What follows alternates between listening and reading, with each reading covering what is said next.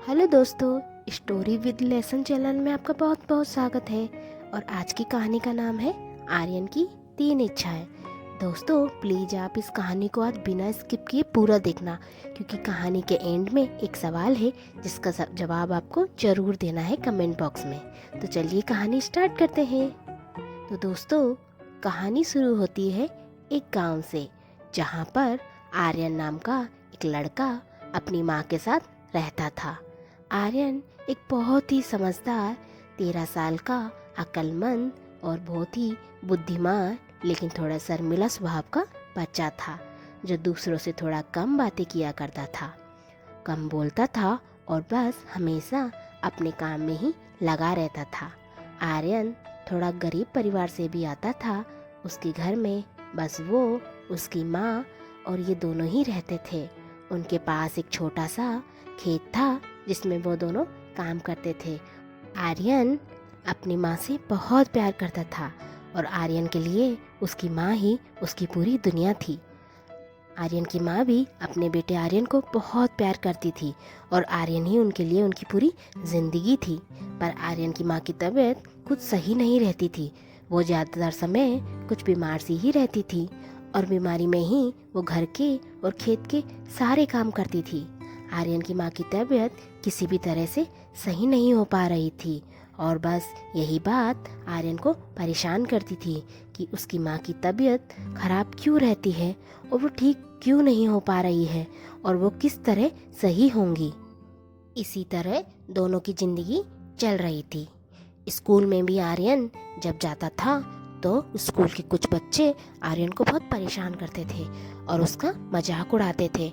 उनमें से कुछ बच्चे तो ऐसे थे जो गांव के ही थोड़े पैसे वाले परिवार से आते थे और आर्यन को देखकर वो ये सोचते थे कि ये हमारे साथ पढ़ने लायक नहीं है और इसी कारण वो उसका मजाक उड़ाते थे और उसे परेशान करते थे। आर्यन थोड़े शर्मीले स्वभाव का था और किसी से ज़्यादा कुछ बोल नहीं पाता था, इसलिए भी दूसरे बच्चे उसको टारगेट करते थे और उसका बात बात पर मजाक उड़ाया करते थे। उनमें से कुछ बच्चे तो ऐसे थे जो ना पढ़ने में अच्छे थे, ना ही अदर एक्टिविटीज़ में। पर जब दूसरे बच्चे आर्यन का मजाक उड़ाया करते थे तो वो भी उन बच्चों का साथ दिया करते थे। आर्यन किसी से कुछ नहीं कहता था, पर वो अंदर ही अंदर बहुत दुखी होता था और सोचता था कि आखिरकार दूसरे बच्चे उसका मजाक क्यों उड़ाते हैं। वो तो पढ़ाई में भी बहुत अच्छा है और अदर एक्टिविटीज़ में भी बहुत अच्छा है, फिर क्यों लोग उसका मजाक उड़ाते हैं और उसे परेशान करते हैं और वो क्यों किसी से कुछ कह नहीं पाता है। और इन सब चीज़ों का असर आर्यन की पढ़ाई पर भी पड़ता था। वो अब धीरे धीरे स्कूल जाने से बचने लगा था और अब उसका पढ़ाई में भी मन नहीं लगता था। वो कई बार स्कूल नहीं जाता था और खेत में ही अपनी माँ के साथ काम करवाता था। अब एक दिन आर्यन बच्चों के मजाक उड़ाने से परेशान होकर छुट्टी के बाद घर नहीं जाता है, बल्कि वो अपने गांव से दूर एक छोटी सी पहाड़ी पर एक पेड़ के नीचे उदास होकर बैठ जाता है। अब आर्यन दुखी होकर पेड़ के नीचे कुछ देर ही बैठा था, तभी उसे अचानक से एक आवाज आती है और वो डर जाता है और जल्दी से दूर खड़ा होकर देखने लग जाता है। वो देखता है कि वो पेड़ जिसके नीचे वो बैठा था वो बोल रहा है। वो पेड़ आर्यन से बोलता है, हेलो, कैसे हो? मैं हूँ इच्छेश्वर। क्या बच्चे तुम्हारी जिंदगी में कुछ परेशानी है? क्या वाकई में तुम दिल से दुखी हो? मैं हर दुखी व्यक्ति की, हर जरूरतमंद व्यक्ति की इच्छाएं पूरी करता हूँ। तो बताओ बच्चे, तुम इतने दुखी क्यों हो? क्या तुम्हारी जिंदगी में कोई परेशानी है? क्या तुम्हारी कोई इच्छा है जिसे मैं पूरी कर सकता हूँ? अब आर्यन बहुत खुश हो जाता है और पूछता है, क्या वाकई में आप मेरी इच्छा पूरी कर सकते हैं? तो पेड़ बोलता है, एक नहीं बच्चे, मैं तुम्हारी 3 इच्छाएं पूरी करूंगा। तुम बस बोलो, तुम्हारी क्या इच्छाएं हैं? अब आर्यन बहुत खुश हो जाता है और बोलता है, क्या सच में आप मेरी 3 इच्छाएं पूरी करेंगे? तो इच्छेश्वर बोलता है, हाँ बच्चे, मैं सच में तुम्हारी 3 इच्छाएं पूरी करूंगा। तुम बस अपनी इच्छाएं बताओ। अब आर्यन बहुत खुश होता है और अपनी पहली इच्छा बताता है कि मेरी माँ बीमार रहती हैं, कोई भी दवा उन पर कुछ खास असर नहीं कर रही है, मैं उन्हें कैसे ठीक करूँ, वो कैसे ठीक होंगी। अब इच्छेश्वर बोलता है कि इसी पहाड़ी पर कुछ दूरी पर कुछ लाभदायक जड़ी बूटियाँ हैं, जिससे तुम्हें अपनी माँ को पीसकर देना होगा और वो धीरे धीरे ठीक हो जाएंगी। अब इच्छेश्वर आर्यन को सब बता देता है कि जड़ी बूटियाँ कहाँ मिलेंगी, कैसी दिखती हैं और उसे कैसे देना है। अब इच्छेश्वर बोलता है कि अपनी दूसरी इच्छा बताओ बच्चे। अब दूसरी इच्छा आर्यन बताता है कि मेरा एक छोटा सा खेत है, पर कुछ समय से अच्छी बारिश नहीं हुई है, इसलिए मेरे गांव के सभी खेतों में काफ़ी समय से अच्छी फसलें भी नहीं हुई है। अगर इस बार भी अच्छी फसल नहीं हुई तो हम सभी लोग कर्जे में डूब जाएंगे, इसलिए इस बार कैसे भी करके अच्छी बारिश हो जाए। अब इच्छेश्वर बोलता है कि बेफिक्र रहो, इस बार बहुत अच्छी बारिश होगी और तुम सभी लोगों को खेतों की फसलें भी बहुत अच्छी होंगी, बहुत पैदावार होगी और तुम सब कर्जे से बाहर निकल जाओगे। अब तीसरी इच्छेश्वर आर्यन से उसकी तीसरी इच्छा के बारे में पूछता है तो आर्यन बोलता है कि मुझे स्कूल में कुछ बच्चे बहुत परेशान करते हैं, पर मैं उनसे कुछ बोल नहीं पाता हूँ, इसी वजह से मैं बहुत परेशान रहता हूँ और मेरा स्कूल जाने का भी मन नहीं करता है, मैं क्या करूँ। अब इच्छेश्वर बोलता है बच्चे, ये इच्छा तो तभी पूरी होगी जब तुम खुद आगे से अपने लिए लड़ोगे, अपने लिए स्टैंड लोगे, क्योंकि शुरुआत हमेशा खुद से होती है। तुम्हें खुद के लिए खुद ही लड़ना पड़ेगा। तुम्हारे अंदर आत्मविश्वास का होना बहुत जरूरी है। ये इच्छा तभी काम करेगी जब तुम्हारे अंदर आत्मविश्वास होगा, हिम्मत होगी। तुम बस अपने अंदर हिम्मत और आत्मविश्वास रखो, तभी ये इच्छा भी अपने आप पूरी हो जाएगी। अब आर्यन इच्छेश्वर को धन्यवाद देता हुआ बोलता है कि धन्यवाद जादुई पेड़, तुमने मेरी जिंदगी की सारी मुश्किलें दूर कर दी। अब जादुई पेड़ बोलता है जाओ बच्चे और अपनी जिंदगी में खुश रहो, तुम्हारी तीनों इच्छाएं बहुत जल्द पूरी होगी। अब आर्यन वहां से जाकर सबसे पहले तो उस जगह जाता है जो जगह इच्छेश्वर ने उसे जड़ी बूटियों के लिए बताई थी। वो उस पहाड़ी पर जाता है और देखता है कि जो जड़ी बूटियाँ इच्छेश्वर ने उसे बताई थी, बिल्कुल वैसी ही जड़ी बूटियाँ उस पहाड़ पर थी। अब आर्यन उन जड़ी बूटियों को तोड़ने लगता है और उन्हें पीसकर अपनी माँ को देता है, इस उम्मीद में कि शायद इन जड़ी बूटियों को देने से धीरे धीरे उसकी माँ ठीक हो जाए। अब अगले दिन आर्यन जब स्कूल में जाता है तो फिर से कुछ बच्चे उसका मजाक उड़ाने लगते हैं और फिर आर्यन को इच्छेश्वर की बात याद आती है कि ये इच्छा तभी काम करेगी जब वो खुद के लिए खुद लड़ेगा। अब आर्यन को गुस्सा आ जाता है और वो उन बच्चों से बोलता है कि आज के बाद अगर किसी ने भी मेरा मजाक उड़ाया या मुझसे कुछ भी उल्टा सीधा कहा तो मैं सीधे प्रिंसिपल को कंप्लेन कर दूंगा।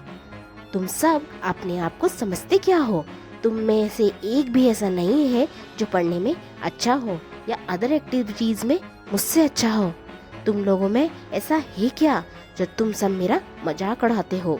अगली बार मेरा मजाक उड़ाया तो मैं सीधे प्रिंसिपल से कंप्लेन कर दूंगा, समझ गए? अब सारे बच्चे आर्यन का ये बिहेवियर देखकर बहुत डर जाते हैं और उसको मजाक उड़ाना बंद कर देते हैं।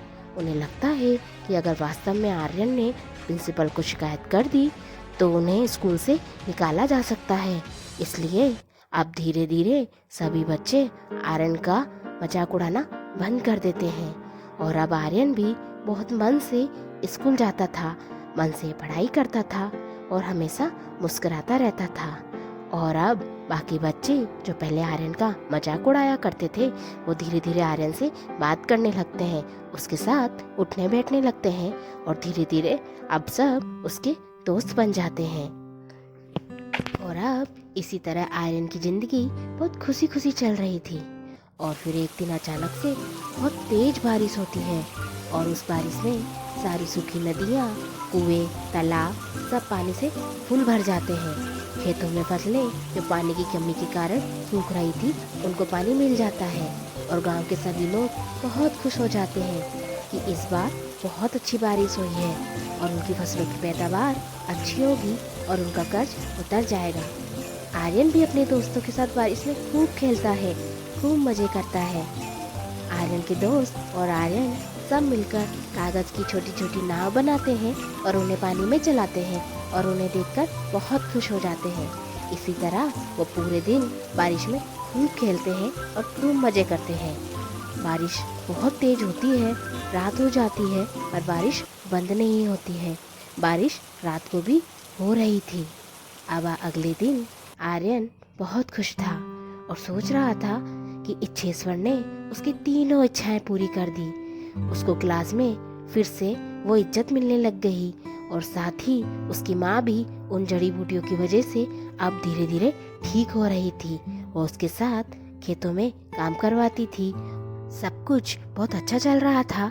इसलिए आर्यन को एक दिन लगता है कि उसे उस जादुई पेड़ को धन्यवाद देना चाहिए, क्योंकि उस जादुई पेड़ की वजह से ही उसकी पूरी जिंदगी बदल गई और उसकी जिंदगी में खुशियाँ आ गई। अब आर्यन एक दिन उस पहाड़ी पे जाता है और उसे वो जादुई पेड़ दिखाई देता है और अब वो जादुई पेड़ से बोलता है, तुम्हारा बहुत बहुत धन्यवाद जादुई पेड़, तुम्हारी वजह से ही मेरी जिंदगी बिल्कुल बदल गई। मेरी जिंदगी में खुशियाँ फिर से आ गई। तुमने मेरी तीनों इच्छाएं पूरी कर दी। मैं तुम्हारा बहुत आभारी हूँ जादुई पेड़। अब जादुई पेड़ में से कोई आवाज नहीं आती है, ना ही उसमें कोई हरकत होती है। अब आर्यन को समझ में नहीं आता है कि जादुई पेड़ बोल क्यों नहीं रहा है। ऐसा लग रहा था मानो वो कोई जादुई पेड़ है ही नहीं, जैसे वो कोई सामान्य पेड़ हो। काफी देर इंतजार करने के बाद जब जादुई पेड़ में से कोई आवाज नहीं आती है तो आर्यन वहां से चला जाता है। अब सब कुछ आर्यन की जिंदगी में अच्छा चल रहा था।